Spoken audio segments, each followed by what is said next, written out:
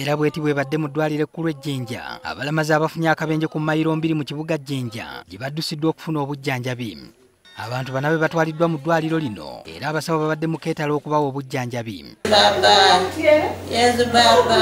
Emmotoka etwagaine ku ibiri tubaye tuli kuida tuli bwakumbali kuti etwingiire mu bwingire emmotoka yabikaba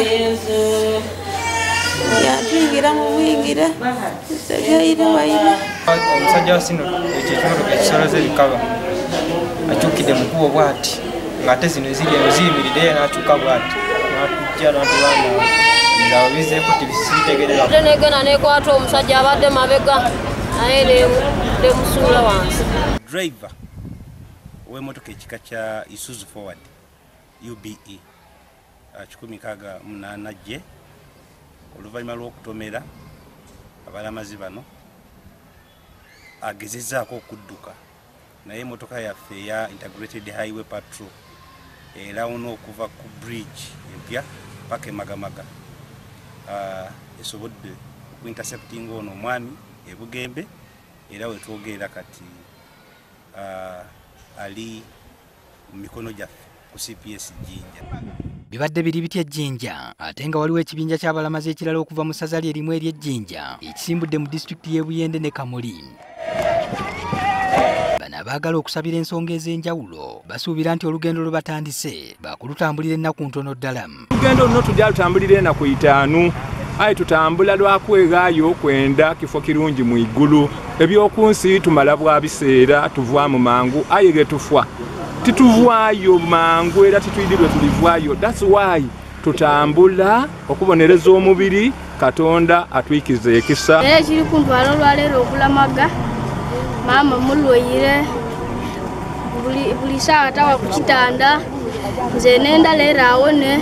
Makie mulimbo mwesigeme kubagemaganya ebyobufuzi era yagemaganya amaka muwoleza w'amaka nga ayenda abantu yantwena tubenya amaka amalungi era amatukuvu agatya Katonda. Babalamazi okuva mu ssaza lye Fort Portal abaliyo mu 1000 wetwogerera nga bali mu bende.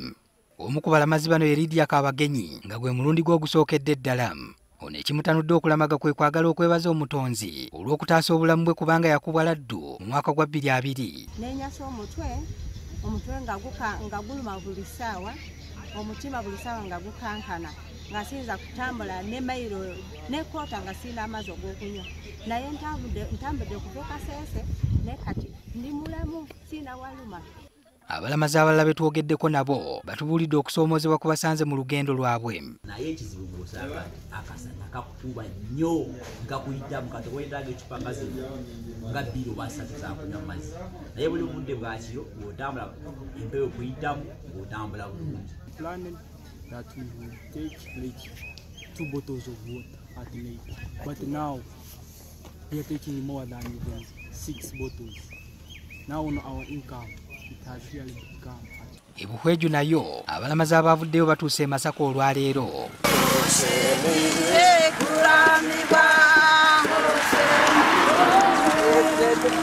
Bano bali wamu n'omubaka waabwe Francis Mwejuche era baliko we batuuse ne basooka okwetereza ku binywa.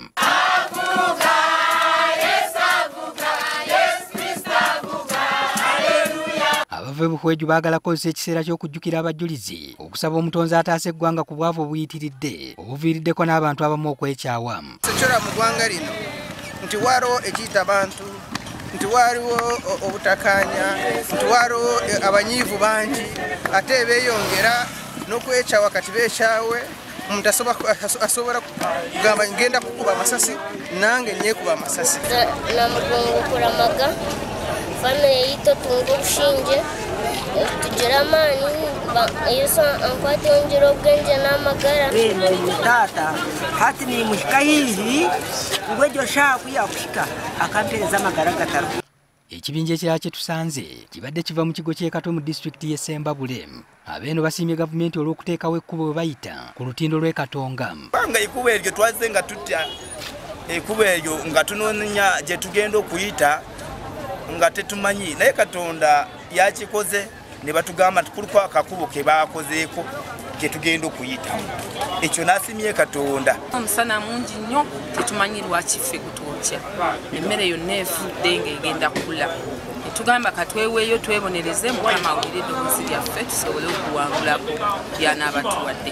Kaakano ebula ennaku 7 okutuuka ku lunaku lw'abajulizi.